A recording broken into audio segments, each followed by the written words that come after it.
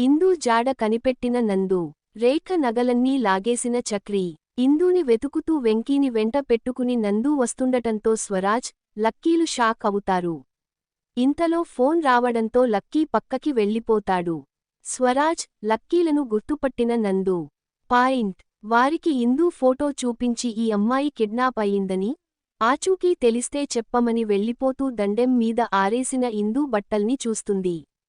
రోజా ఎక్కడుందో తెలియడంతో నందూని వెంట పెట్టుకుని వెళ్తాడు వెంకీ.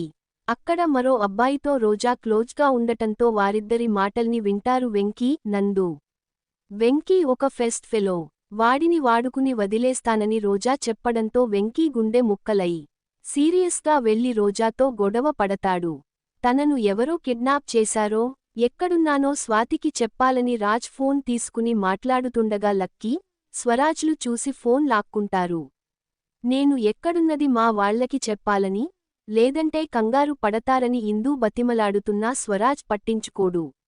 నిన్ను ఫ్రీగానే ఉంచుతున్నాం, మా డబ్బులు రాగానే వదిలేస్తామని రాజ్ వార్నింగ్ ఇస్తాడు. ఇందూ ఎక్కడుందో తెలియక స్వాతి, అపర్ణలు ఏడుస్తూ ఉండగా, అక్కడ ఎక్కడున్నా సరే నేను వెతికి తీసుకొస్తానని చెబుతుంది. ఇదంతా గత ఎపిసోడ్లో హైలైట్గా జరిగింది. ఇక ఏప్రిల్ 18వ తేదీ ఎపిసోడ్ 1010లో ఇంకా ఏం జరిగిందంట. ఇందూ కోసం బాధపడుతున్న అపర్ణ, స్వాతిలను ఓదారుస్తుంది నందు. ఆ రేఖ మా పతనాన్ని కోరుకుంటూ, ఆస్తిని లాక్కోవాలని చూస్తుంటే మాతో ఏ బంధం లేని నువ్వు ఇంత సాహసం చేస్తున్నావని చెబుతుంది అపర్ణ. అక్క నన్ను చెల్లెలిలా హత్తుకుంది, అలాంటప్పుడు నేను పరాయి దానిని ఎలా అవుతానని చెబుతుంది. ఒక్క అవకాశం దొరికినా చాలు, అక్కడ ఎక్కడున్నా నేను వెతికి తీసుకొస్తానని చెబుతుంది నందు. నేరం చేసిన వాళ్లు ఎంత తెలివైన వాళ్లైనా సరే, ఎక్కడో ఒకచోట చిన్న తప్పు చేసే ఉంటారు. అక్కని ఎత్తుకెళ్లిన వాళ్లు కూడా తప్పకుండా ఏదో ఒక తప్పు చేసే ఉంటారని చెబుతుంది నందు. ఇందూకి భోజనం తీసుకొచ్చి ఇస్తాడు స్వరాజ్. మీరు తీసుకొచ్చిన దానిని కూడా భోజనం అంటారా? ఇందాక తెచ్చిన దానిలో అన్నం ఉడకలేదు, పప్పుని తుప్పు పట్టించారు, రసం పేరుతో నీళ్లు పోశారని చెబుతుంది. ఇందూ మాటలకు లక్కీ కూడా సపోర్ట్ చేస్తాడు. బిర్యానీ కోసం డ్రామాలు ఆడుతున్నావా అని మండిపడతాడు స్వరాజ్. నాకు బిర్యానీ కూడా వద్దు, నాకు ఇంటి ఫుడ్ కావాలని అంటుంది ఇందూ. అయితే తినకు మానేయమని రాజ్ వెళ్ళిపోతుండగా, నాకు ఏదైనా జరిగితే మీకు డబ్బులు కాదు కదా, కనీసం చిల్లర కూడా రాదని ఇందూ హెచ్చరించడంతో స్వరాజ్ షాక్ అవుతాడు. దాంతో ఇందూతోనే వండించాలని ప్లాన్ చేసిన స్వరాజ్, లక్కీలు ఆమెను కట్టేసి వంట గదిలో కావాల్సినవి అన్నీ తీసుకొస్తారు. నువ్వు ఎలా చేయాలో చెప్పు, నేను చేస్తానని అంటాడు స్వరాజ్. నన్ను వదిలేస్తే ఆ వంట నేనే చేస్తానని అంటుంది ఇందూ.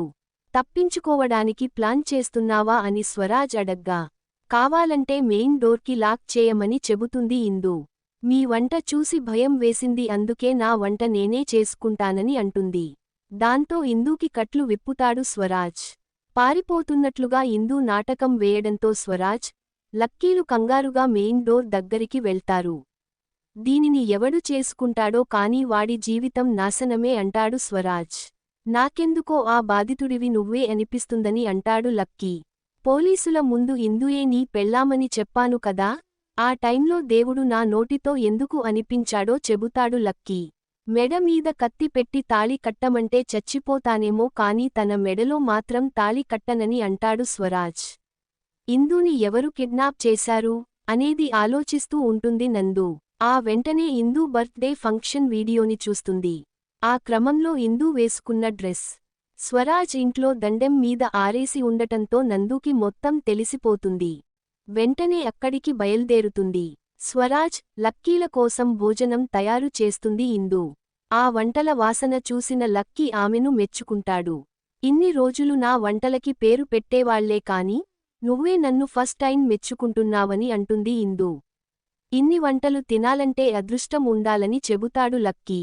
అదృష్టం తర్వాత ముందు నువ్వు ప్రాణాలతో ఉండాలి కదా అని అంటాడు స్వరాజ్. ఆ మాటలతో ఇందూ, లక్కీలు షాక్ అవుతారు. మనం తినే అన్నంలో ఏ విషమో, మత్తు మందో కలిపి మనిద్దరం తిని పడిపోతే మేడం గారు తప్పించుకోవచ్చని ప్లాన్ వేసిందని అంటాడు స్వరాజ్.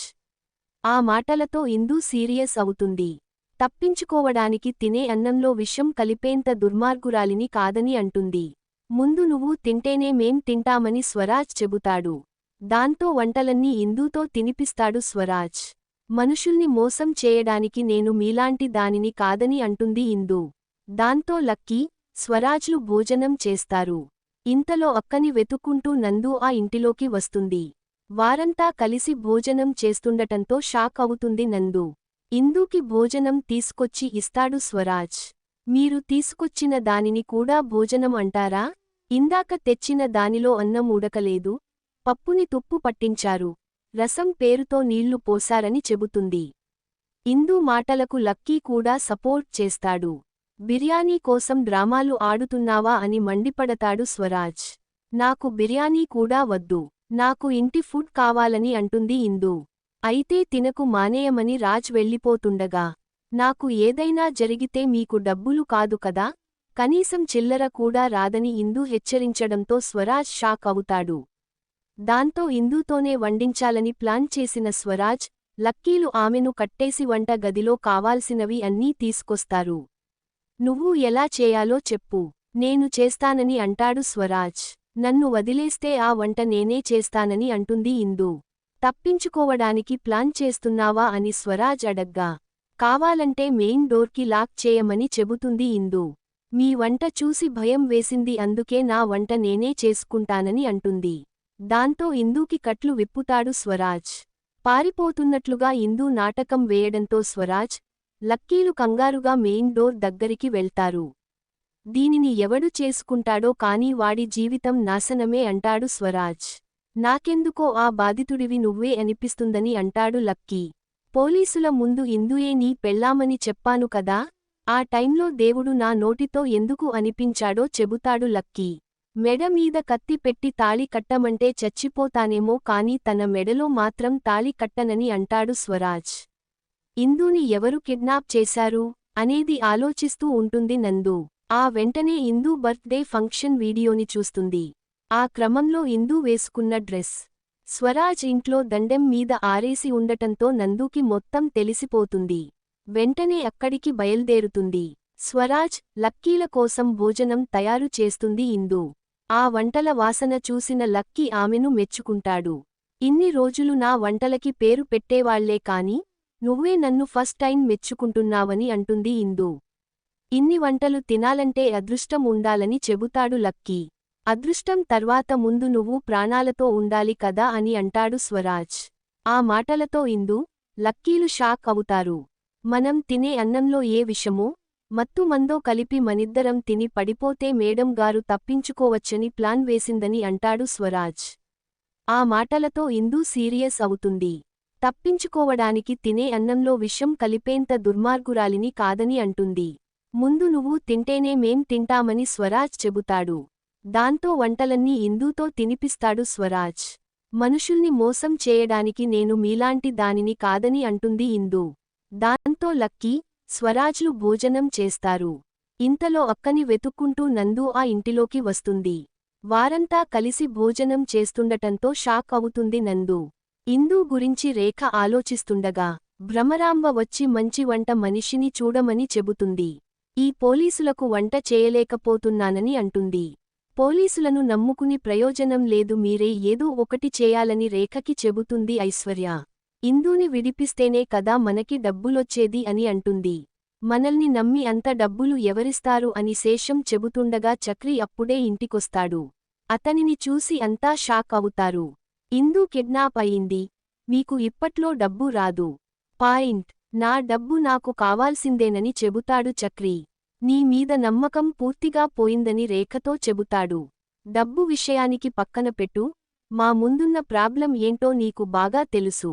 నువ్వు గొడవ చేసినా సరే ఇప్పటికిప్పుడు నీ అప్పు మొత్తం తీర్చడం కుదరదు. నేను మాట తప్పాను కాబట్టి నా మీద కేసు వేసి నన్ను కోర్టుకు లాగొచ్చు. దానివల్ల నీ టైంతో పాటు నా టైం కూడా వేస్ట్ చేసినట్లే అంటుంది రేఖ. నేను చెప్పినట్లు చేస్తే వారం రోజుల్లో నీ డబ్బులు నీకు వస్తాయి. ఇందూని కిడ్నాప్ చేసినవాళ్లు ₹1,00,00,000 డిమాండ్ చేస్తున్నారు. ఆ డబ్బు కనుక నేను వాళ్లకి ఇచ్చేస్తే పాయింట్, ఇందూ తిరిగొచ్చేస్తుంది. ఒక్కసారి తను సంతకం పెట్టిందంటే నేను ఏం చేయగలనో నీకు తెలుసని అంటుంది రేఖ. నువ్వు ఆడిస్తున్నట్లు ఆడే బొమ్మలా కనిపిస్తున్నానా? నిన్ను నమ్మి ₹1,00,00,000 ఎలా ఇస్తానని అడుగుతాడు చక్రి. నువ్వు ఇస్తావు. నాకు తెలుసు అంటుంది రేఖ. ఈసారి మాత్రం నేను ఫ్రీగా ఇవ్వడానికి రెడీగా లేను. ఇప్పటి వరకు మీరు దాచుకున్న నగలు నా ముందు పెడితే ₹1,00,00,000 ఇస్తానని చెబుతాడు చక్రి. ఆ మాటలతో రేఖ షాక్ అవుతుంది. ఇంతటితో ఎపిసోడ్ ముగుస్తుంది.